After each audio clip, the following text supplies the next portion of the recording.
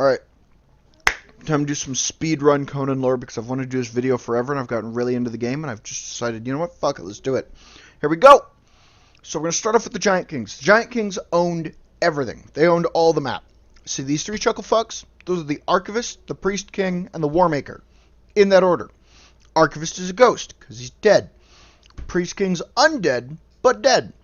Warmaker's alive, but should probably be dead. He is also unbelievably old. But we'll get into that. Bonnie, no. So, they're sitting here ruling everything when this dick shows up. He's the degenerate. Don't know if it was him or just someone like him, but I'm not going to get into that. So they show up with this shiny crystal, which they stole from the Isle of Sipta. Again, definitely not going to get into that part. But they show up and say, hey, can we live into your volcano? And the Priest King and the Warmaker were like, yeah, fuck it, go for it. Who wants to live in a volcano? Well, the Well of Scalos is inside that volcano, hence why they wanted to live there. And again, not going to get into that. So they start living in the volcano. And then the Lemurians show up. Alright, now, real important note here. See this shit? And see this shit? See that shit? That's some shit that people built onto. But all this shit has one thing in common. It's all Giant King architecture. Do you see this xenomorph-looking forearm-having hooded-ass motherfucker? That is how you know it's Giant King architecture. Now, do you see this pine cone-ass looking shit? That's Lemurian architecture. See this shit way up here in the north? More Lemurian architecture. The Lemurians are the humans. Also half monkeys, but I'm not going to get into that. Definitely not going to get into that. The Lemurians show up and say, hey, can we live out over here in your jungle where no one else is living? And the Giant Kings go, what? I'm like, can we live in your jungle? What? And it's at that point they realize that they don't really understand each other. So through the use of some clever magics, they're able to communicate enough to create these bracelets. Now granted, they also had to have the serpent men from the north come down to help them. And that's when the Witch Queen found out about the serpent men. They really don't like each other very much, by the way. This is the Witch Queen. We're going to get into that in a minute. What I'm not going to get into is why they don't like each other very much. But they don't. So they make a bunch of these bracelets, they give them out to all the Lemurians, and it allows the Lemurians to understand the Giant Kings to understand the Lemurians, and allows them to fast pass their asses all over the capital using the obelisks that you see kind of in this picture here. Now, everything goes great. The humans do what the humans do best and start to overpopulate. So the Giant Kings are like, hey, how would you guys like to go up into the north and help run our farms and shit up in the north? And they're like, hey, you know what? That sounds great. So they go up in the north. They start overpopulating the north. And it's like, hey, how would you guys like to come down here into the capital and help us out around the capital? Some of you might get sacrificed to Set, but that's a sacrifice we're willing to make. And they're like, you know what? Fuck it. Fine. We need the room. Bonnie, what are you doing? And they're like, okay. And that's when the Giant Kings are like, oh, whoopsies. We kind of turned you all into slaves using the second magic that we'd woven into the bracelets that none of you knew about. It is around this time that the Priest King actually had a baby with one of the humans during this age of slavery. His name is Tyrus. This is Tyrus. Tyrus became so good at fighting because, you know, what the Priest King did what any good dad would do and threw his son into the arena at a very young age, that he became the champion of the arena. And at one point, he even fought a dragon all by himself. But we're not going to get into that shit. So Tyrus becomes this god of the arena. The humans start getting pissed off about being slaves. And the Witch Queen starts plotting. Well, the humans of the north shattered an aqueduct, which stops a bunch of the water that they need from the foot of the volcano in the mountains up there going south, no longer going south. They get a little pissed off about that. Shit starts talking about war. The Giant Kings turn on all the curse walls and start saying, alright, you guys can't go across the capital anymore. You know, we were nice making you slaves. Now you're prisoners. The Witch Queen's like, alright, you know what? My turn. And she shatters the priest walls in the east and the north. Like these ones here separating the highlands from the lowlands. By the way, these are the curse walls. Walk past one of these things that isn't broken, you'll have this green little wavy wall, and then you fucking die. Now, the humans start to go to war with the Giant Kings. The Serpent Men start to help out. Shit is not looking good for the humans. The Witch Queen has a daughter named Telith. Telith, as far as I can gather, was a super powerful sorceress. Also potentially part, half daughter of Dagon. But I don't know that part for sure. So Telith and Tiras end up meeting on the battlefield.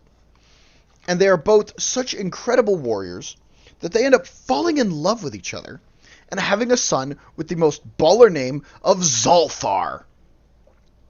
Now, it is at this point that both of them realize that their prospective parents are going to wipe out both of their prospective races, and that they kind of need to do something about it.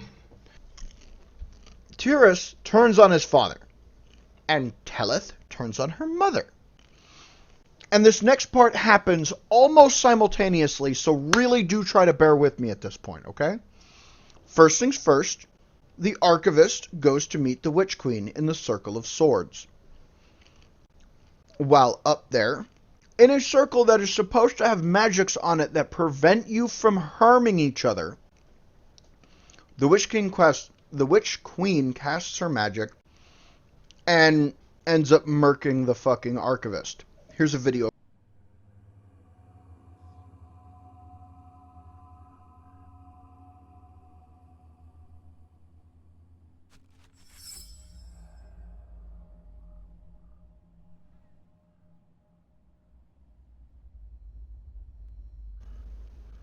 Yeah, that's some shit. It even breaks the circle because of the magic. After that, she goes back to her homeland.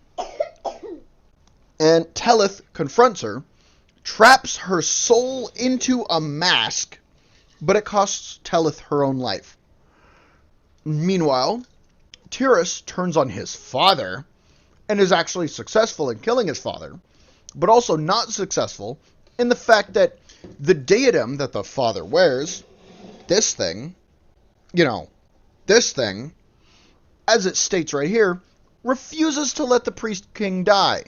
But it also refuses to let Tiras die, who would have died from his wounds. Now, this is really important right here, because the Warmaker just receives word that the Archivist is dead. He literally just receives word that the Archivist is dead, and was given a Scourge Stone by the Priest King to say, hey, if I don't make it back, this super weapon might be our only chance. And so he takes the Scourge Stone. He's starting to get nervous because, nobody's coming back. And then all of the fucking soldiers that are human, and even some of the Serpent Men, start to become undead. They die off and are reborn as undead.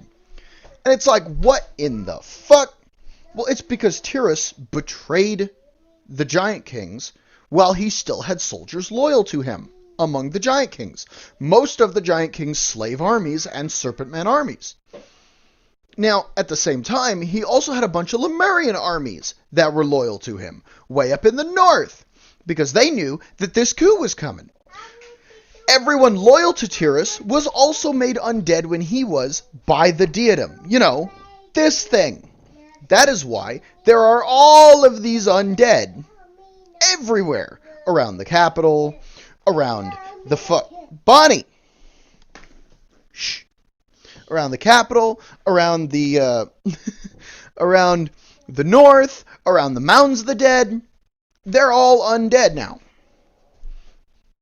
So the Warmaker, the guy who's supposed to be running this war, starts to panic because Archivist is dead.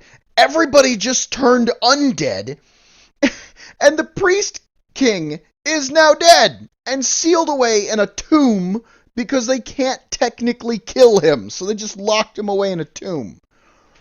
Priest King breaks apart the super weapon, the Scourge Stone, and releases an Earth Elemental, which takes the form of a massive sandstorm. And so this massive fucking sandstorm rips across the land, starting in the capital, where the thing was broken, all the way for the Witch Queen's keep in the jungle. And at this point, even the Lemurians are starting to panic because Tyrus is missing. He's MIA right now because he's undead and up in the north.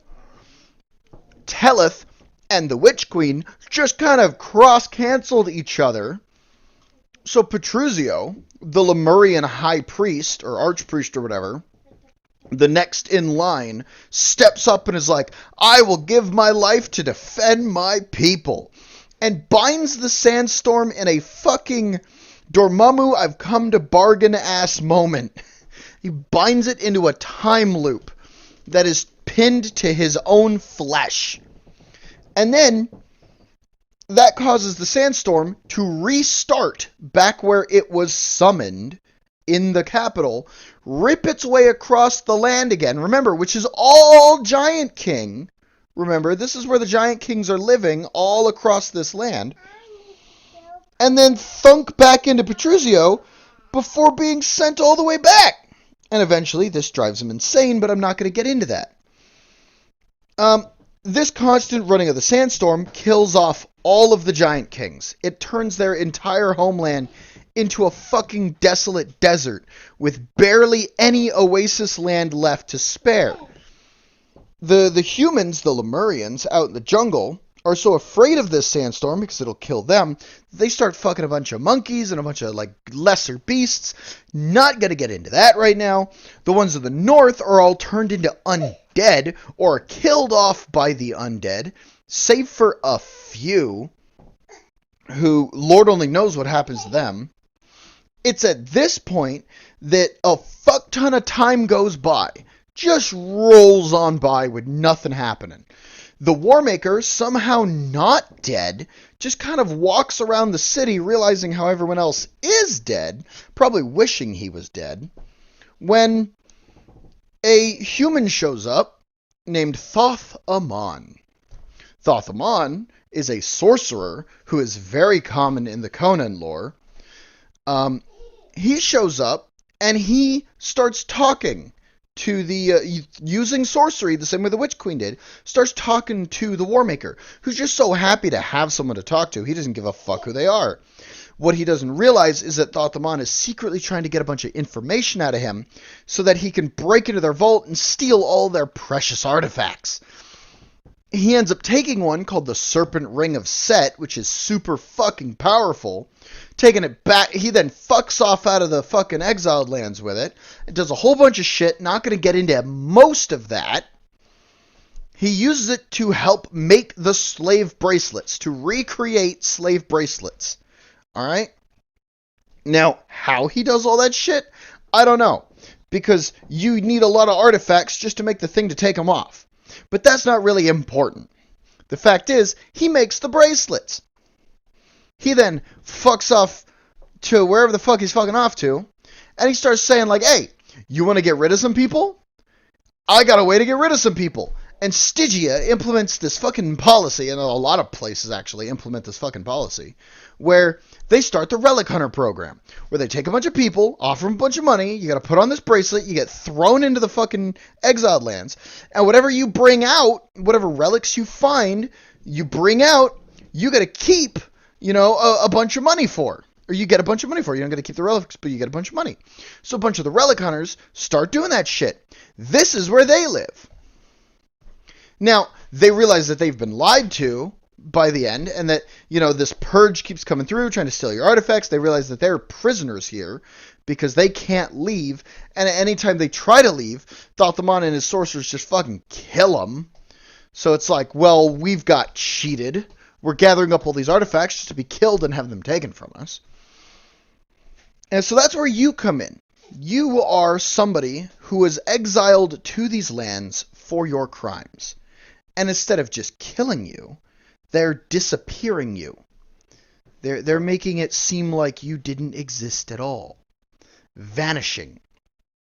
Well, not didn't exist, but more like you just disappeared one day. There's no body for anyone to find.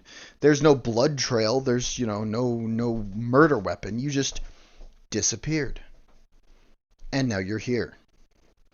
And if you fight hard enough, you kill the right people, you slay the right beasts, you collect the right things, go into the right dark, deep crevices, you can eventually make the keystone you need to take the bracelet off and go about your life. Whether it's get your bloody revenge on whoever sent you here or fuck off to somewhere untold and go live a whole new life because everyone thinks you're dead.